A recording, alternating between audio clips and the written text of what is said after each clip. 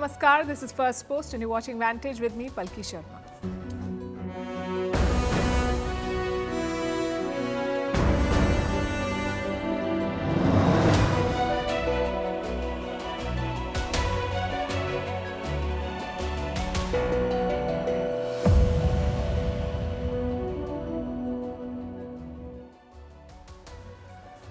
Donald Trump is on a mission to Asia.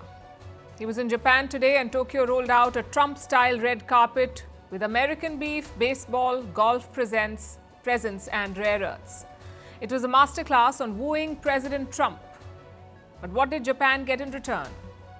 Also on the show, the countdown is on for a meeting between Xi Jinping and Donald Trump. Beijing has fired a warning shot before the talks. In India, the government is recalibrating its oil deals with sanctions on Russia. New Delhi is looking to diversify. We will tell you how.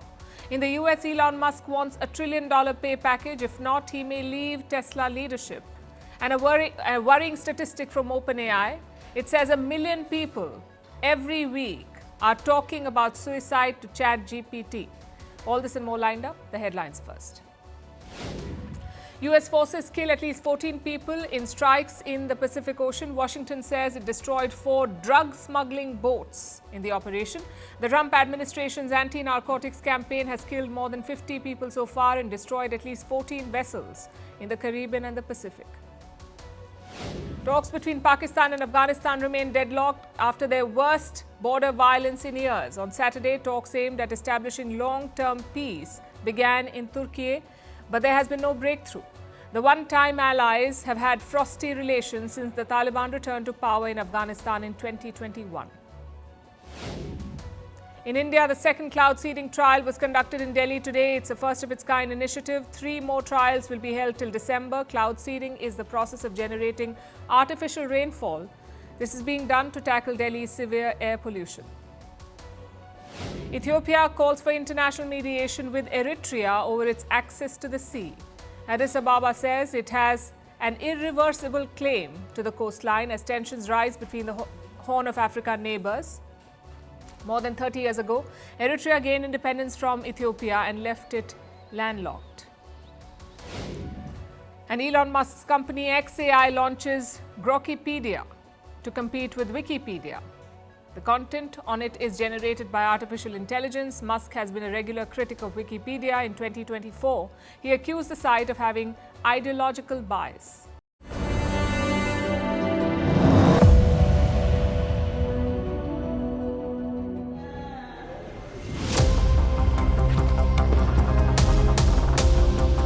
Great honor to be with you, especially so early in what will be, I think, one of the greatest prime ministers. I think you will be one of the great. Everything I know from Shinzo and others, you will be one of the great prime ministers.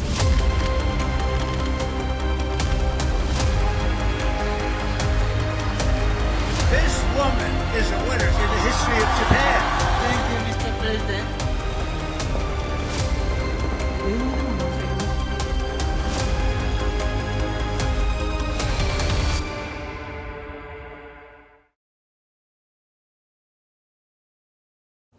There are no easy assignments in geopolitics. Every meeting is a challenge, even more so if you're new to office. Things can be overwhelming and tricky to handle. Just ask Japan's new Prime Minister. Her first foreign policy assignment was to host Donald Trump. It does not get any trickier than that, and yet she pulled it off. No bad headlines, no testy exchanges, and multiple deals to boot. So how did Prime Minister Sanae Takaichi ace the Trump challenge? With a tailor-made strategy, she hosted Trump at a palace in Tokyo. The building is straight out of a Trump fantasy. Massive ceilings, gold-plated walls, and a military guard outside. It's probably everything Trump wanted. Once inside, the flattery continued. Takaichi and Trump watched some baseball together. After that, it was time for talks. One name dominated the early conversation, and that was Shinzo Abe, the former Prime Minister of Japan. He was a mentor to Takaichi. He was also a close friend of Donald Trump. Both leaders recalled their ties with Abe. I often heard from Prime Minister Shinzo Abe about President Trump's dynamic diplomacy. You contributed to Asia's peace, including helping bring about a ceasefire deal between Thailand and Cambodia. As you know, Shinzo Abe was a great friend of mine, and I was very saddened to see what happened. It was so shocking, but he spoke so well of you, even before we knew what was going to happen and your ascension. So Trump and Takaichi found a common thread. After that, the praises poured in. Takaichi promised to nominate Trump for the Nobel Peace Prize. She also urged closer cooperation with Washington. Her goal? To unleash a golden age of US-Japan ties. In such a short period of time, the world has become more peaceful. I highly value President Trump's unwavering commitment to world peace and stability. I myself have been deeply impressed and inspired by you. In order to make Japan and the United States stronger and more prosperous, I want to work together with President Trump to build a new golden age of the Japan-US alliance. And Trump reciprocated. He promised to do any favors for Takaichi. He said she was on course to be one of Japan's greatest leaders. On behalf of our country, I want to just let you know, anytime you have any question, any doubt, anything you want, any favors you need, anything I can do to help Japan, we will be there. We are an ally at the strongest level. I think one of the greatest prime ministers. I think you will be one of the great. Everything I know from Shinzo and others, you will be one of the great prime ministers. I'd also like to congratulate you on being the first woman prime minister. That's a big deal. That's high praise from Donald Trump. That too at a very early stage. Takaichi only took office last week. She's Japan's first ever female prime minister. And her politics? It's right-wing conservative. Takaichi wants to boost Japan's military spending. She's in favor of a tougher China policy. So there is strategic and ideological alignment with Donald Trump. And today, she aced the final piece of the puzzle, flattery. Takaichi presented multiple gifts to Trump. One was a golf putter used by Shinzo Abe. The other was a signed golf bag. It belonged to Japan's first golf major winner.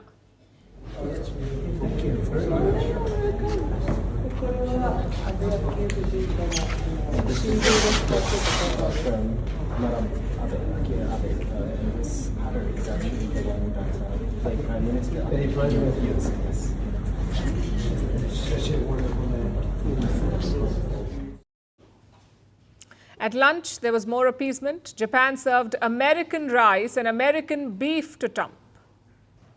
And why is this strange? Because Japan is known for its rice and beef. So why would they serve American items to Trump? The idea was to send a message to him, to assure him that Japan will buy American farm goods, even sensitive ones like rice and beef. During their talks, Takaichi also announced a big investment. It's being led by Japanese car giant Toyota. They will invest $10 billion in the US. The idea is to build plants all over the country. So let's rewind for a bit. Japan hosted Trump with flattery, American beef, baseball, and golf presents. Like I said, it was a tailor-made strategy. And what did Japan get in return? Well, they got a trade deal earlier this year. Trump had imposed 24% tariffs on Japanese imports. He later reduced that to 15%. But beyond that, Tokyo got some assurances. You see, these are nervous times for US allies. Washington is treaty-bound to defend countries like Japan, but no one knows if Trump will actually do that. And this is a worrying prospect for Japan. They're facing a growing nexus of Russia, China, and North Korea. So now, more than ever, Japan needs the US. Today's events highlighted that focus. Trump and Takaichi visited a US aircraft carrier in Tokyo. It is called the USS George Washington. Both leaders spoke to the troops on board the warship. Again, the optics stood out. Trump and Takaichi flew together to the carrier. While speaking, he wrapped his arms around the Japanese Prime Minister. He called the US-Japan partnership a foundation for peace in the region.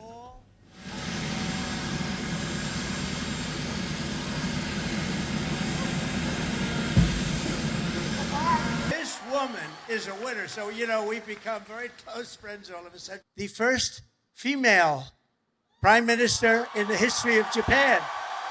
Madam Prime Minister, This woman is a winner. So, you know, we've become very close friends all of a sudden. Really, there's never been anything like it. Born out of the ashes of a terrible war, our bond has grown over 8 decades into the beautiful friendship that we have. It's a foundation of peace and security in the Pacific. That was all meant for China. And rest assured, Beijing was watching. They're asking Japan to reflect on its history, basically reminding them of what happened during World War II. In conclusion, this was a trip of optics. It's a lesson on how to woo and appease Trump. But beneath it lies a risky strategy. Japan is gambling a lot to win Trump's support. They're investing some $550 billion in the US. This covers chips, nuclear energy, and cars. What if Trump abandons them despite this money? Well, that's the big risk that Tokyo is taking.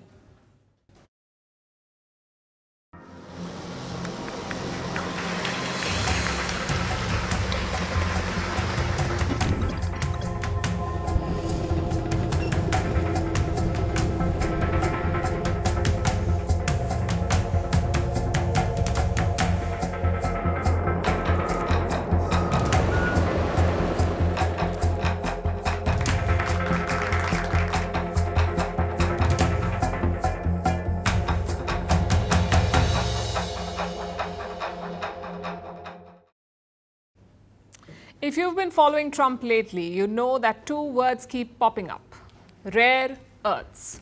They're everywhere, in every speech, every summit, every handshake photo with a foreign leader from Malaysia to Japan. Trump's latest tour has one recurring theme: rare earths.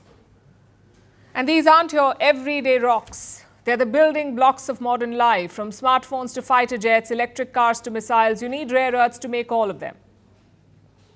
But here's the plot twist. China controls the supplies. Trump wants to flip that script. So he's turned his foreign policy into a global scavenger hunt. The first stop was Malaysia. Trump signed a deal for rare earth mining in Malaysia. Then came a flurry of deals with Thailand, Vietnam, and Cambodia, all revolving around rare earths. Trump's pitch to each nation was simple: you dig and we buy. And finally came the big one in Japan. Trump and the Japanese Prime Minister signed a strategic pact. This is to secure, refine, and stockpile rare earth minerals. And this is important because Japan knows what it's like to be cut off. Back in the year 2010, Tokyo had a maritime dispute with China. So Beijing quietly restricted rare earth exports. It nearly stalled Tokyo's tech industry. This time, Japan is playing smarter. Its deal with the US is not just about investment, it's also about insurance. The 2 countries are planning to set up joint reserves. They will also have what they're calling a rapid response group to handle supply shocks, sort of like a rare earth NATO. Signing a new deal, and it's a very fair deal, and we look forward to welcoming Japan into the United States and a continuation. And it's something that everybody is very, very excited about. So this Asia trip was crucial for Trump's mission. Of course, he's not limiting his deals to this region. Just last week, the US signed a deal with Australia. Both countries will invest $8.5 billion in total. Out of this, $1 billion will be invested in 6 months. The plan is to identify, mine, and process rare earths. Trump is already hyping this deal. He says rare earth prices could drop to $2. Trump claims his deals will bring it down to $2. We work together very much on rare earths, critical minerals, and lots of other things. And we've had a very good relationship. We've been working on that for quite a while. In about a year from now, we'll have so much critical mineral and rare earths that you won't know what to do with them. They'll be worth about $2. And there's one more country that is part of this mix: Pakistan. That's right. They too have signed a rare earths deal with Trump. In fact, Pakistan Army Chief Asim Munir went one step further. He arrived at the White House with a box of rare earth minerals. There's a picture of him showing them off to Trump. And the US president looks quite interested. But does Pakistan really have the rare earth reserves it is trying to sell? Geologists believe that Pakistan may have massive reserves. It may have deposits of copper, gold, even rare earth elements. But none of it is proven. The US Geological Survey does not even list Pakistan as a known source. But when has that stopped Pakistan? Facts and numbers were never their strong suit. I guess the more relevant question is this: what is Donald Trump trying to do here? What does he hope to achieve with all these deals?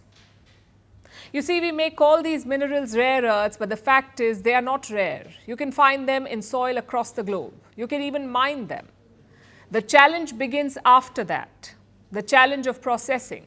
Extracting rare earths is messy, toxic, and expensive.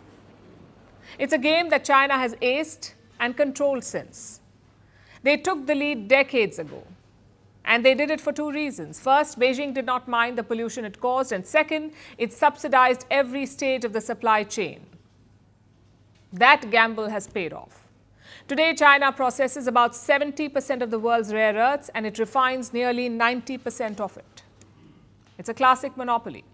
China is the world's one-stop shop for critical minerals, and that gives Beijing enormous leverage. I think we're going to have a very good relationship with China. And again, they will threaten us with rare earths. I don't think they're threatening us too much right now. But they could do that, but I threaten them with something I think is much more powerful, and that's tariffs. So can Trump break this monopoly? The answer is no. No one breaks a monopoly overnight. China spent 30 years building its rare earth empire. Trump is trying to undo that in 1 year. Even with billions in investments, it won't happen in a hurry. So again, what is Trump really after?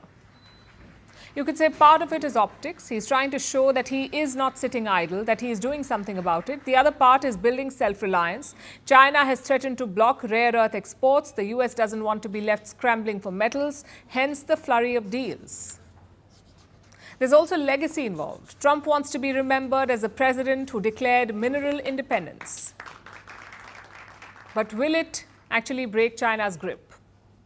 Not anytime soon. Having said that, this rare earth power play is indeed a turning point, because in the 21st century, the real gold rush is not for gold at all. It is for the dust that makes the digital world spin.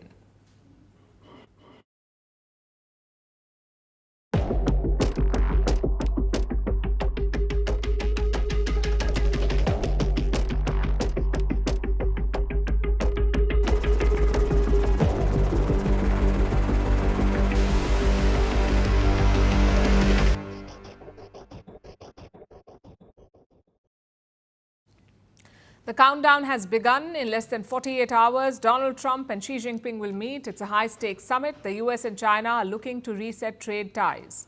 The goal is to finalize a framework to ease tariff tensions and to stabilize the relationship. But ahead of this meeting, their posture has become combative. China is talking tough with the United States. The statement has come from the Chinese premier. His name is Li Qiang. He was in Kuala Lumpur for the ASEAN summit. He did not name the United States, but he did send a pointed message to Washington. Li warned against, and I'm quoting, unilateralism. He said the world should not return to what he called the law of the jungle, where the strong bully the weak. Li said economic globalization is irreversible. He called out protectionism, and he termed it as a huge risk for Asia. Now, coming from China, it's a bit rich. It's like the pot calling the kettle black. China is hardly an advocate for globalization or a rules-based world order. But we know why they're saying what they are. They're taking a dig at Trump's trade policies, at his tariffs. China has managed to survive the short-term pain, but in the long term, the tariffs will hurt them. They will hurt Beijing. It is, after all, an export-oriented economy, so Beijing is pulling all the levers of influence. It is trying to build pressure on the Trump administration. This includes military signaling. Yesterday, tensions spiked in the South China Sea. An American fighter jet and a chopper crashed there. Both crashes happened in a span of 1 hour. The jet and the chopper were operating from the same aircraft carrier. Officials say they were on a routine operation. No personnel were hurt, but the timing could not have been worse. US President Donald Trump is touring Asia, so China lost no time in attacking the US over these incidents. Beijing issued a statement. It criticized US deployments in the South China Sea. It called them, and I'm quoting again, the root cause of instability. 中方注意到有关报道， China has noted the relevant reports. Should the U.S. request assistance, China is willing to provide necessary support from a humanitarian perspective. We would like to emphasize that the U.S. military aircraft in question crashed during military exercises in the South China Sea. The frequent deployment of U.S. warships and military aircraft to the South China Sea to flex military muscle is the root cause of maritime security issues and undermines regional peace and stability. Wang Yi adopted the same shrill tone. He's the foreign minister of China. Wang spoke to the U.S. Secretary of State Marco Rubio yesterday. He told Rubio that the U.S. and China must meet halfway and prepare for more high-level talks. Curiously, there was no mention of the Trump-Xi meeting in the official readout from Beijing. A few days back, China's foreign ministry, in fact, was asked about this meeting, and they were evasive in their response. China and the United States are maintaining close communication regarding a possible meeting between the two heads of state. Further information will be released by China in a timely manner. China still has not confirmed if Xi will indeed meet Trump, and that's a sharp contrast to Trump's approach. Trump began his Asia tour last weekend in Malaysia. Then he went to Japan, and tomorrow he will be in South Korea. That's where he's expected to meet Xi. And throughout this trip, Donald Trump has been hyping it up. He's been talking about his upcoming meeting with Xi Jinping and building expectations. In fact, he's talking about visiting China too. I have a lot of respect for President Xi, and we are going to, I think we're going to come away with a deal. But I really feel good. Our country is doing so well economically. Well, sometime after, I'm going to go, we pretty much agreed that I'll be going to China. When is that? In the earlier part of the year. Okay. And President Xi will be coming into maybe Washington or Palm Beach or someplace sometime after that. So Trump is certainly looking forward to the South Korea leg of his trip. We cannot say the same for China, though. Beijing's words and actions are hardly positive. They're not buying soybean from the US. Traders say the shipments are on hold. They're waiting to see how the Trump-Xi meeting goes. Yes, this is hurting American farmers, but it's hurting the Chinese too. They're losing money. The crushers in China, the companies that process soybean, are also suffering losses. They're losing around $25 for every ton of soybean they process. So what explains these losses? The American supplies are cheaper. They also offer better margins to Chinese traders. Despite this, China has put this trade on hold. Clearly, they're ready to absorb the losses. The idea is to put pressure on Washington to drive home the message that until Donald Trump makes a deal, China won't buy. So Beijing's threats are not empty words. They're walking the talk. They're showing Trump that they know how to play hardball.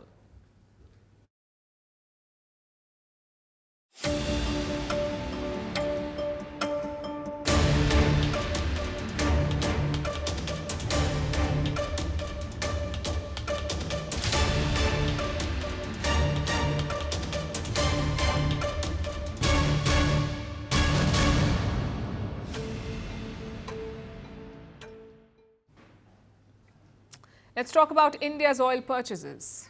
They have been under the scanner since the war in Ukraine began. First with Europe's virtue signaling and more recently with Trump sanctioning Russian oil. We told you about it on the show. Last week, the US sanctioned 2 major Russian suppliers. This is the first time they've sanctioned Russian oil suppliers. And this move has raised a question. Will India stop buying oil from Russia? The answer for now is no. India is not walking away from Russian oil, but it is recalibrating its strategy. And 2 clear moves show this. 1, India is buying more oil from the United States, and 2, India is buying from old reliable sources in West Asia. Let's tell you about the US first. Look at the imports from last month. India bought more than 500,000 barrels a day from American suppliers. That's the biggest jump since 2022. And experts say this trend could continue in November too. What explains the spike? One possible reason could be the trade tensions between India and the US. As you know, Trump has imposed 50% tariffs on Indian exports, so India could be buying more oil to help balance the trade. Of course, oil alone will not fix the trade dispute. A lot more will have to be sorted before we have a deal. The more plausible reason for Indian purchases could be this. American crude is cheaper. Right now, it costs less than other types of crude in the market. Globally, there are two main types of oil: Brent crude and WTI. Brent crude is the global standard and pricing benchmark. WTI is short for West Texas Intermediate. It is mostly sold in North America. Now, at the moment, WTI, this American oil, is cheaper than Brent. So, for Indian buyers, it makes financial sense to buy American oil. They can buy more from the US while the price is right.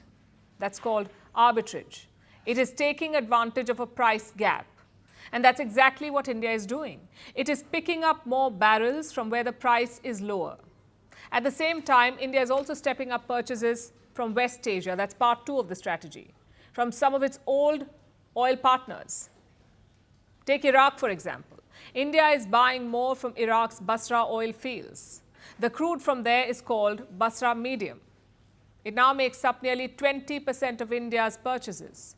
Same story with Saudi Arabia and the UAE. India is turning to them too. Together, these two countries now supply 22% of India's oil needs.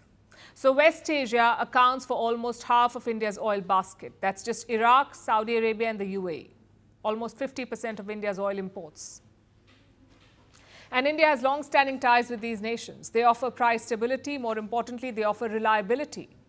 It makes sense to lean on them. At the same time, India has not stopped buying Russian oil. Last month, Russia supplied 38% of India's crude requirements, which is a big chunk, 38%. We'll have to see what impact the latest sanctions have. Trump is basically targeting two Russian companies, Rosneft and Lukoil. These are two of Russia's biggest oil exporters. They've been sanctioned. But there's a loophole. The sanctions, the American sanctions, target only two Russian companies, not Russian oil per se. And that's what buyers are hoping to exploit. Consider this statement from Indian Oil's Director of Finance. This is what he said: Russian crude is not sanctioned. It is the entities and the shipping lines which have got sanctions. Today, if somebody comes to me with a non-sanctioned entity and the cap is being complied with and the shipping is okay, then I will continue to buy it. And this is the approach that Indian refiners could take. Many of them have paused new deals with Russia, but they're not pulling out. They're waiting to see how this unfolds. They're waiting for more clarity on US sanctions. So long story short, India is diversifying its energy mix. It is reducing risk. It is broadening its supplier base by buying more from the US and from West Asia and taking a case-by-case approach on Russia. This is India's new energy strategy in motion, one shipment at a time.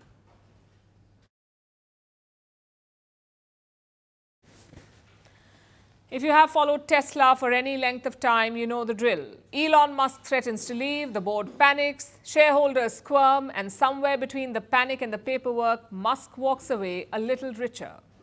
And this time is no different. Tesla's board says Elon Musk could leave if they do not approve his new pay package. Do you know how much this pay package is? It's a whopping $1 trillion. $1 trillion to lead Tesla. That's what Musk wants. Will Tesla accept it? Or will Musk walk away if he's not paid $1 trillion? Our next report tells you. Tesla's board just sent shareholders a letter that sounds suspiciously like a hostage note. Only the hostage is Elon Musk's attention span. Chair Robin Denholm's message was clear. Approve this package or risk losing him. Without Musk, Tesla could lose its time, talent, and vision. In corporate speak, that means one thing. We have no idea what happens to this company if Elon gets bored and walks away. And that, apparently, is worth $1 trillion. The proposal is officially called a performance-based compensation plan. It would grant Musk 12 tranches of stock tied to almost impossible targets. A market cap of $8.5 trillion, along with milestones in AI, self-driving tech, and robotics. For context, Tesla is currently valued at around $700 billion. So, this plan assumes Tesla will become more valuable than Apple, Microsoft, Saudi Aramco, and half the global auto industry combined. But Tesla insists this is not about greed. It's about motivation. Musk, they say, needs to be incentivized, because apparently owning $200 billion worth of Tesla stock isn't motivational enough. Of course, this isn't Musk's first billion-dollar rodeo. Back in 2018, Tesla handed him a $55 billion pay plan, then the largest in history. Shareholders approved it. Tesla's stock soared. Elon Musk became the world's richest man. But in 2024, a Delaware court threw out that plan, ruling that Tesla's board wasn't exactly independent. The judge said Musk had too much influence. It said the deal was unfair to shareholders. Tesla tried to get shareholders to re-ratify it in 2024, framing it as a matter of fairness. The court, however, disagreed. This time, Tesla isn't even pretending this is about fairness. It's about fear. Denholm's latest letter practically begs shareholders to approve the plan to retain and motivate Musk. She warns that without it, Tesla could lose significant value. To make it more appealing, the 2025 plan adds a new twist: voting power. Unlike the 2018 options, Musk could start voting with shares before they even vest. That's what Musk wants most: influence.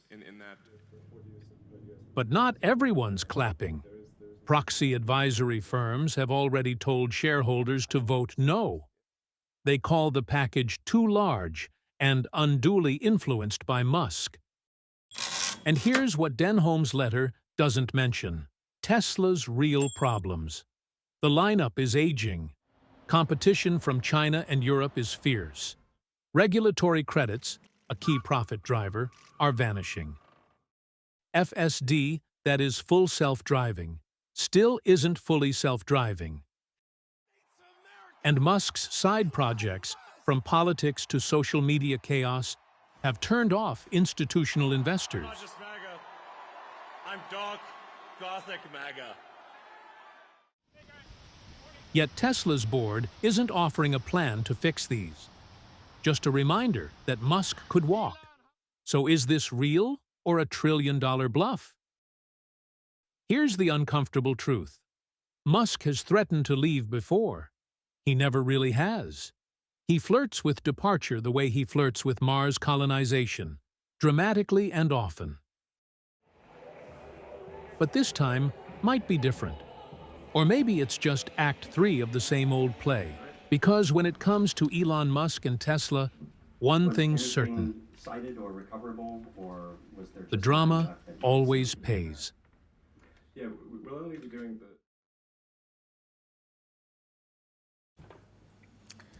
Our next story is special. It's a new chapter in India's aviation ambitions. It's a first in nearly 40 years. India plans to build a commercial passenger aircraft, a made-in-India passenger jet.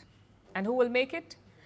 HAL, Hindustan Aeronautics Limited. They've signed a deal with Russia's United Aircraft Corporation. Together, they will make the SJ-100 commuter jet in India. The deal was signed in Moscow. And if it takes off, it could change how India flies. Let's start with the aircraft itself. It's called the SJ-100. This is a twin-engine jet with one engine on each wing. It's a narrow-body aircraft, which means that there's only one aisle inside with seats on either side, like most domestic planes that you board. It is designed for short-haul flights with a range of over 3,000 kilometers. And it can carry about 100 passengers, which is perfect for regional routes in India. The idea is to connect smaller cities to bigger hubs and to make air travel more accessible. The implications are larger than that, though. This deal marks India's return to passenger plane manufacturing. Like I said, it's the first such attempt in 4 decades. The last one was the Avro HS748. It was built by HAL2 under license from Britain back in the 1960s. Its production ended in 1988. Since then, HAL has been building military aircraft. But now they're returning to civil aviation, and the timing is opportune. India's aviation market is expanding rapidly. Look at the traffic last year. More than 174 million passengers flew on Indian airlines. Indian carriers have ordered hundreds of new planes to meet this growing demand. It's one of the fastest growing aviation markets in the world. This growth also brings a new ambition: to design, build and service aircraft at home. Of course, it won't be easy. Civil aircraft manufacturing is one of the hardest industries to enter. It requires stringent safety approvals, reliable supply chains and long-term trust from airlines. This is a market dominated by 2 global giants, Airbus and Boeing. They control most of the world's commercial fleet. They have built scale and reputation over decades. Others have tried to compete, but they've struggled. Take China, for example. China built the C919 aircraft to challenge Airbus and Boeing, but the plane still uses Western engines and avionics. Now there are trade tensions with the US, and this has slowed deliveries and limited exports. Then we have Russia. They have faced even bigger problems. Sanctions due to the Ukraine war have cut off access to Western components. Production targets have been revised multiple times. New aircraft models have struggled to scale up. And all of this shows how tough this industry really is. Building a passenger jet demands precision, reliability and experience. India has the talent. India has built military aircraft, but civil jets are a different ballgame. Because here every part is regulated, every failure is public and every success is hard-earned. So this project is a good start. It will not transform Indian aviation overnight, but it does mark where the country wants to go.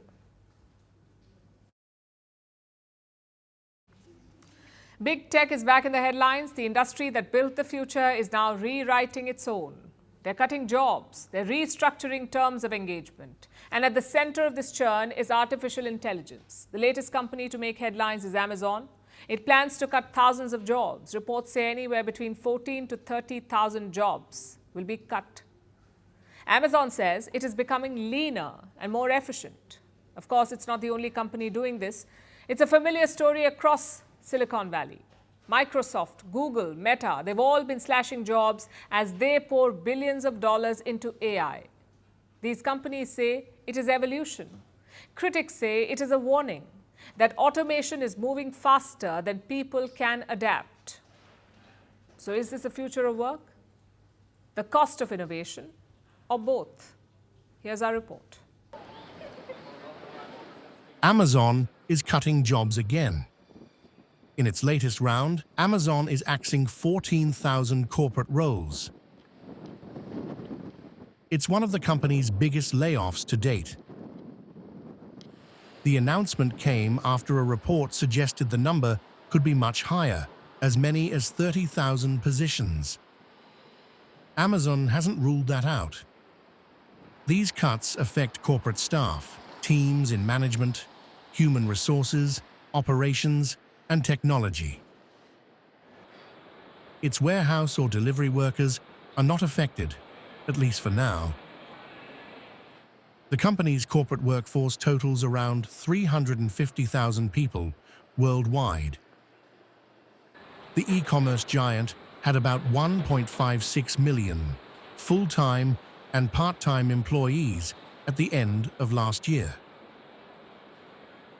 In its message to the employees, the company said it must, quote-unquote, be organized more leanly. It further said, the goal is to remove layers, reduce bureaucracy, and focus resources on Amazon's biggest bets. Those bets now center on artificial intelligence. Employees losing their jobs will have 90 days to apply for new roles within Amazon. Recruiters have been told to prioritize them.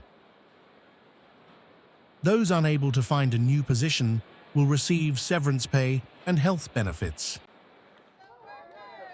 This isn't the first time Amazon has cut jobs. Between 2022 and 2023, it eliminated about 27,000 corporate positions.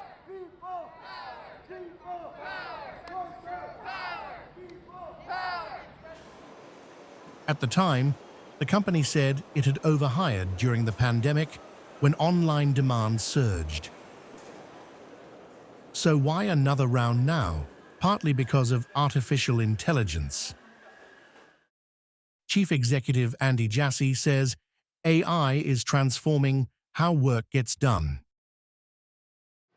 He predicts fewer people will be needed for some tasks, and new skills will be required for others. Amazon is also spending heavily to keep up in that race. It plans to invest roughly $118 billion this year, mostly in AI and cloud infrastructure, and Amazon isn't alone. Across the tech industry, the same trend is playing out. Microsoft, Google, Meta, and others have all announced layoffs this year. Together, these companies have reportedly cut around 98,000 jobs so far. For all of last year, that number was about 153,000. Yet at the same time, they're hiring in artificial intelligence research, chip design, and data science. Companies say they're not shrinking, they're evolving. They see AI as the next growth engine, one that demands fresh talent, new skills, and massive capital. Still, automation is changing the balance of work. Experts say this shift brings both promise and pressure. AI can make companies more productive and profitable, but it can also displace workers faster than economies can adapt. And that's why this debate goes beyond boardrooms.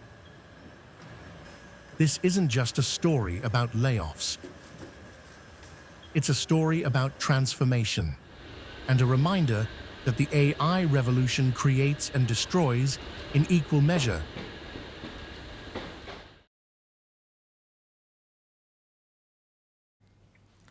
For our next story, let's start with a number. 1 million. That's how many people talk to ChatGPT about suicide every single week. More than 1 million people every week. And before you think this is some wild internet rumor, let me tell you it's not. This comes straight from OpenAI, the company that created ChatGPT. This is what their new data shows. 0.15% of ChatGPT users discuss suicide on the platform.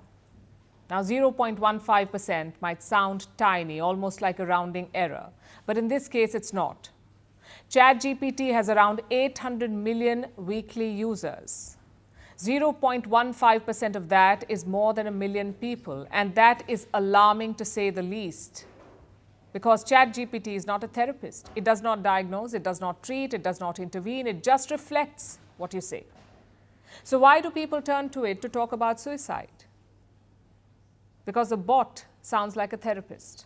The tone is calm, the words are caring, the responses are structured like counseling, and that can be a problem.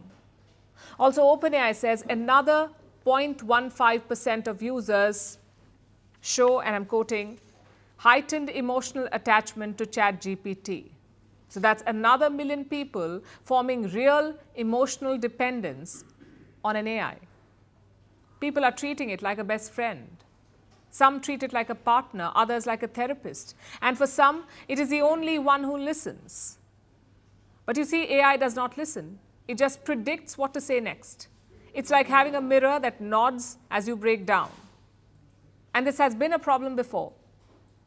We've told you about the case of Adam Rain in the past. He was a teenager. He talked to ChatGPT for hours every day. He talked about depression, about not wanting to live. And then one day, this boy took his own life. His parents are now suing OpenAI. They say ChatGPT abetted their son's suicide. What is OpenAI doing about it? The company says it is working with 170 mental health professionals. It has added new safeguards in GPT-5, their latest version. It claims the new model gives desirable answers to suicidal prompts. And how accurate is that? OpenAI says around 91% of the time it's accurate, which sounds good on paper, except when you do the math. Like I said, more than 1 million users discuss suicide every week. Let's say 91% of the prompts are indeed answered appropriately, as OpenAI claims. But that still leaves the remaining 9%. That means around 90,000 people a week could still be getting the wrong response when they discuss suicide. That is not progress. That is still a big problem. OpenAI insists it is improving. It is adding hotline numbers, parental control, and emotion detection tools. But this is the classic big tech playbook, offering a solution after the problem has gone out of hand. And none of that answers the real question here, by the way. Why are so many people turning to an AI to talk about dying? Well, we can think of a few reasons. Therapy is often expensive. In some countries, there is not enough counseling available. There is also a taboo attached to mental health problems. Seeking help is seen as a trait of the weak. So people shy away due to social stigma or economic reasons. It's easier to turn to a machine, something that is always available. But that cannot be the solution. AI should not be your therapist. It should not be your crisis counselor. It should not be your best friend, because ChatGPT does not care. It just computes. And yet millions of people are seeking comfort in it. That says less about AI and more about us, about how isolated we become and how conversation has turned into text. AI was built to fill gaps in productivity, but it's quietly starting to fill gaps in people. And that is the real warning sign, not just that AI can talk about suicide, but that 1 million people every week feel that they have no one else to talk to. It's a snapshot of our times, where machines sound human and humans feel invisible.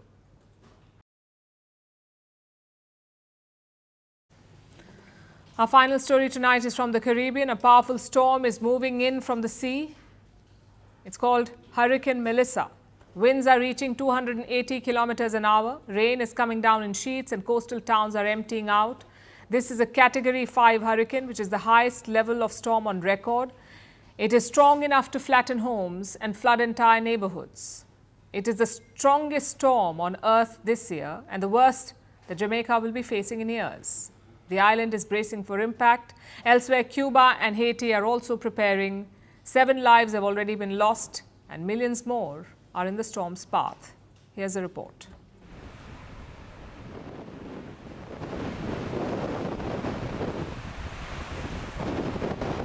The skies over Jamaica have turned dark. Winds are howling, waves are crashing into the shore, and an island is holding its breath. Hurricane Melissa is closing in. It is a Category 5 storm.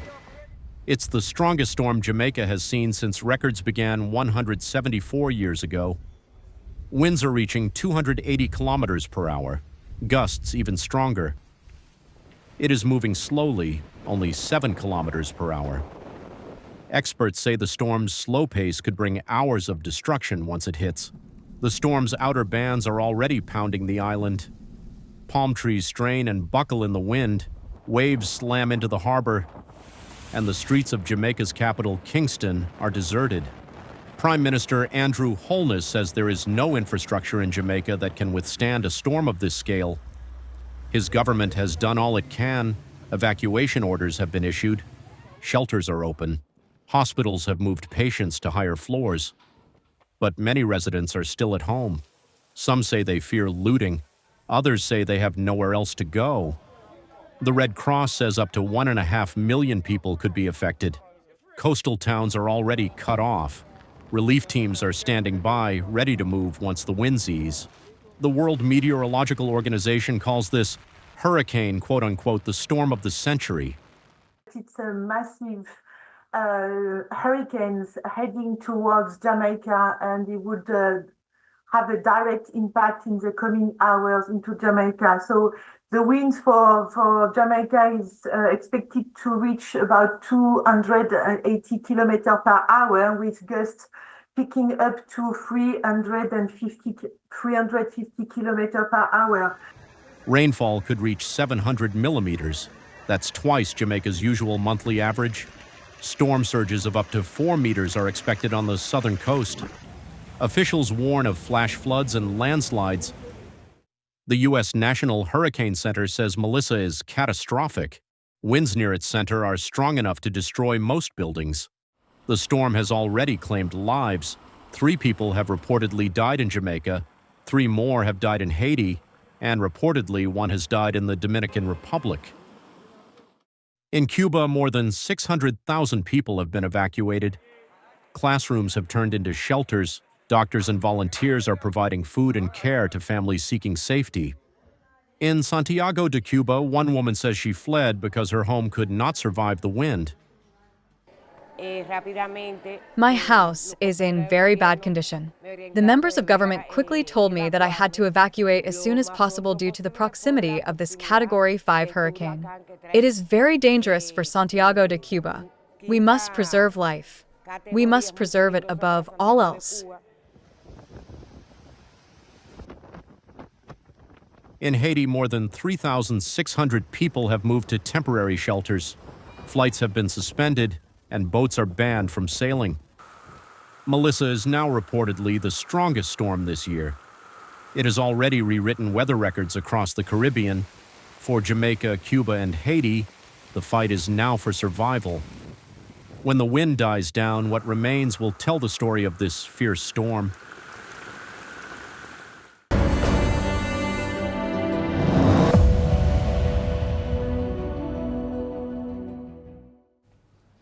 Another war has ended, and once again, guess who is claiming credit? Donald Trump. Although this time it's not a real war, it is the console war between PlayStation and Xbox. These two brands have a long-running feud, but recently things have thawed. Microsoft is bringing its popular game Halo to PlayStation. Earlier, you could only play this game on Xbox. But next year, it will come to PlayStation. This led gamers to joke that the console war was over, and on cue, the White House chimed in.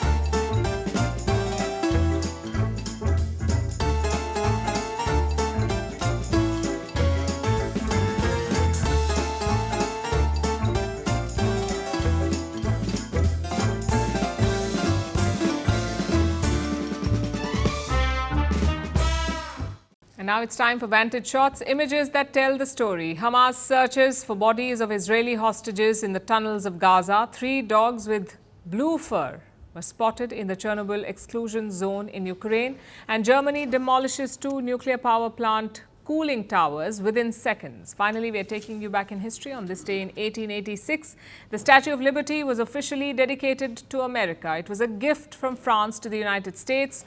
The dismantled statue arrived in New York, enclosed in over 200 packing cases. It was then reassembled in the New York harbor. We're leaving you on that note. Thank you for watching. We'll see you tomorrow.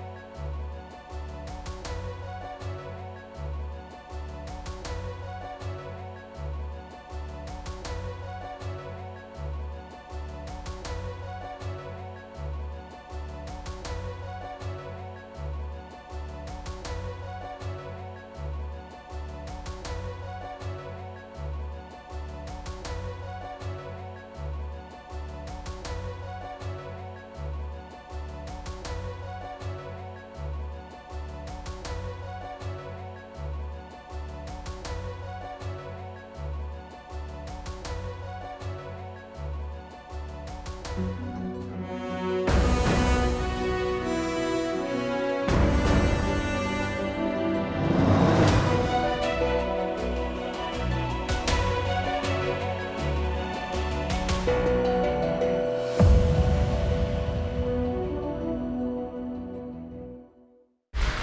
the facts? The latest developments? News that gets straight to the point. Well, we've got all three just for you. This is Firstpost Live, a brand new show, your window into what really matters. Don't miss it.